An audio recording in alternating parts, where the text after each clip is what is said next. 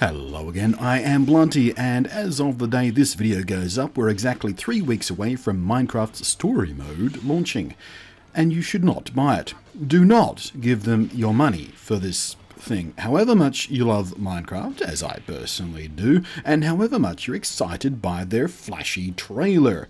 To those unfamiliar, Minecraft Story Mode is not a sequel, it's not an expansion, it's not a patch, it's not DLC or any kind of material for the actual game, Minecraft. What it is Minecraft's new overlords, Microsoft, starting to try and wring more profit from the intellectual property they spent $2.5 billion for. Minecraft Story Mode is not a building game, it is not a sandbox game, it is not a game even remotely like Minecraft in any way, shape or form. It's a linear story. More or less anyway. Minecraft Story Mode is a so-called episodic graphic adventure thing. I'm not even going to call it a game because it's closer to a choose-your-own-adventure book than it is a game.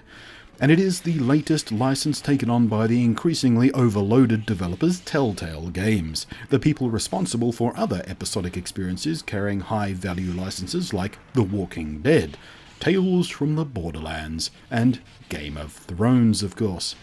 But Blunty, you say, I've heard good things about these most recent episodic titles from Telltale. People are all saying they're pretty good. Why shouldn't I buy the Minecraft one? Or maybe you've played one or two of the other Telltale games yourself and you thought they were pretty good. So by extension, you'd think the Minecraft Story Mode would carry much of what's made Telltale so successful with these episodic titles. And yeah, it's probably going to be pretty good. The trailer certainly looks good, doesn't it? And the other Telltale games all have pretty great storytelling, and with few exceptions, the direction and voice acting are all really quite compellingly good. I bought the season pass for Game of Thrones, mainly because I was curious to see how it would tie into the show, and because it's the first episodic title from Telltale that I actually really cared about. You know, Wolf Among Us, I couldn't give a crap about that. The zombie thing, Walking Dead, whatever it is, I'm so over zombies. Bored, who cares? Tales from the Borderland, well, I didn't actually play the Borderland game, so whatever. But Game of Thrones, that I was interested in, so I splashed down my cash, and I was, in truth, quite surprised with how much I enjoyed it. Never having played one of these episodic choose-your-own-adventure thingies before, I was like, hey, this is pretty good. I think I understand why people like these things now. But see, here's the problem, and here's why you should not give Telltale any money for Minecraft Story Mode. At least not yet. As good as the storytelling has been in recent titles, understand that Telltale rely on IP licenses to sell these things. If you judge them on their own merits, these titles, these bits of software, are well below the technical quality standards that I would otherwise be prepared to pay for. Telltale's game engine is broken. It's shit. It's glitchy. Scenes build in awkwardly. Characters pop in and out of existence in a very distracting manner that completely breaks the flow of the narrative. Scene switching is clumsy at best. Audio jitters and stutters and lags as dynamic loading tries to happen and it tries to delay the audio so one doesn't go out of sync with the other. The animations are wooden, robotic, distractingly graceless, and the facial animations are even worse, effectively retarding any possible suspension of disbelief earned by the decent to superb voice acting. The fact that they pump these titles out to every single platform they possibly can, from mobile phones to the most powerful consoles, mean everything, and I mean everything about them is a compromise. The game doesn't look or play well on any system it's launched for. There's no place you can go and say, well, this is the good version, this is the proper version, this is the version that worked properly, this is the version that isn't broken. All the others are merely ports and are okay if you own those things, but this is the one you should be playing if you have this system. It doesn't exist. They are all broken and they are all compromised by the way these things are built. The quality is not there, and if Telltale had to rely on original IP to sell these games, they'd probably have gone bankrupt already. Who would accept this, except for the fancy licenses that we all want to play with? They need these big name licenses to sell their half-assed, made-to-a-timetable, not-to-a-quality standard pieces of broken software. Hilariously, though, or rather infuriatingly, as much as these titles appear to be shoved out the door based on some kind of timetable rather than actual technical readiness to be launched, they're actually not. Tell me, what's the first thing you think of when you hear the word episodic? It's probably TV, right? The most common platform for episodic material. An episodic TV show comes to you on a regular schedule. Sometimes that schedule is interrupted, sure, but the plan is almost always to bring you a new episode every week at the same time every week for the entire run of the season. The same thing is true for other kinds of episodic content. Comic books, for example, the plan is commonly once a month, same day, every month, unless of course you're John Romita Jr. Drop a comment if you're nerdy enough to grok that reference. Hell, even episodic movie series, like Marvel's Avengers-centric movies and its satellite tie-ins, even they are coming to us on a regular beat. The very word episodic in the context of entertainment media has within it the promise to deliver on a reliable schedule so one can look forward to, even plan for, their consumption and enjoyment of the next thrilling episode. You're not left hanging, you're not left waiting, you're not left having no idea when you're going to get the next part of the story. But Telltale say, fuck you, paying customers, we'll vomit these things out whenever the hell we like.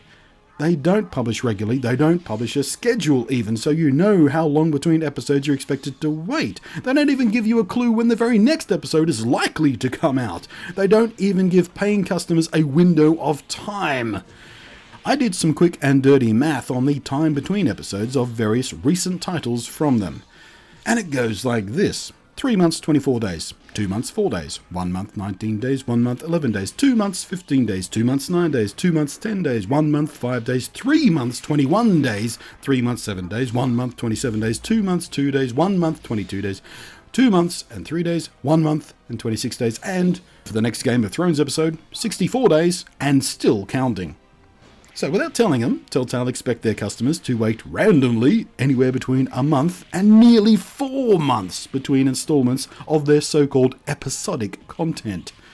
In what other industry would that be even close to acceptable, either from a consumer point of view or the investors of such a company? Imagine if a TV show was aired 1 episode at a time at completely random intervals without any hint or clue or advertising about when the next episode would come after they completed each individual episode, making them one by one during the filming of the whole season. Nobody would stand for it. The TV executives and advertisers would be fucking apoplectic at such an arrangement. And the viewership of such a show would plummet. No one in the process, from actor to viewer, would accept such an arrangement of randomized sporadic publishing. So why do we, the gamers, bend over and willingly slurp it up here? Are we stupid? Are gamers really stupid? It's starting to look like it.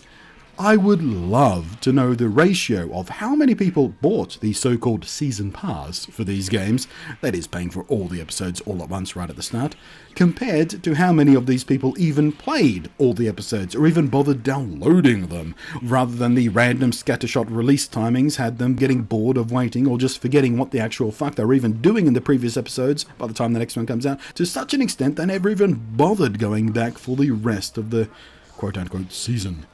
And that's why I, despite having paid for all of the episodes of Game of Thrones, like an asshole, I've not even played episode 3 yet, which for the record took more than 2 months to appear after episode 2.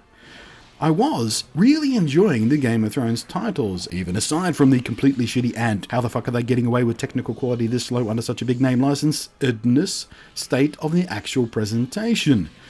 But by the time episode 3 came out, I'd completely stopped even keeping track of when it might be coming out, trying to find it, Googling it, checking Wikipedia, checking the site, looking at their Twitters.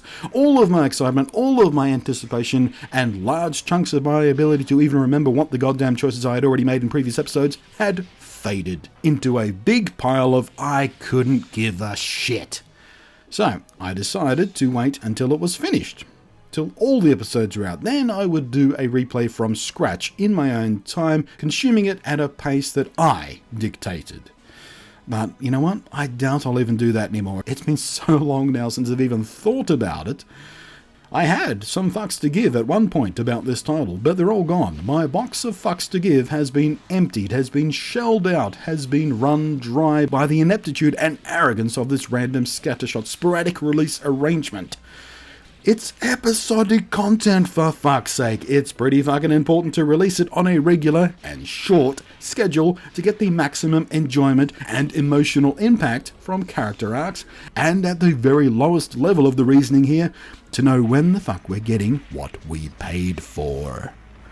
And there is no reason to expect Minecraft Story Mode will be any different. They haven't published any kind of release schedule or even expectations of a release schedule. So I'm telling you right now, do not buy the Season Pass for Minecraft Story Mode. Do not give them all of the money for all of the content without even knowing when you're going to get what you paid for.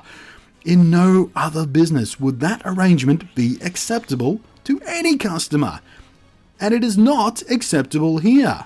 If you like having your experience dictated by random, sloppy, half-assed and secret timings, and you just can't wait to start experiencing it, then maybe buy them one at a time. Give them the money when they've actually done the job. But the smarter thing to do would be to wait until it's complete, until all the episodes have actually been delivered. Then you can make your decision on whether you're willing to pay for it or not.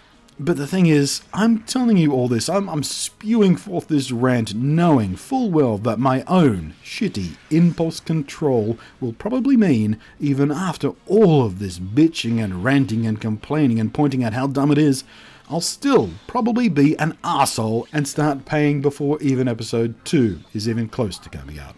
Which, if previous games are an indicator, again, reminder, it will be at least 2 months, wait, if not 3, for episode 2 even. The gaps, once more, between first and second episodes only have been 3 months 24 days, 2 months 15 days, 3 months 21 days, and 2 months 2 days.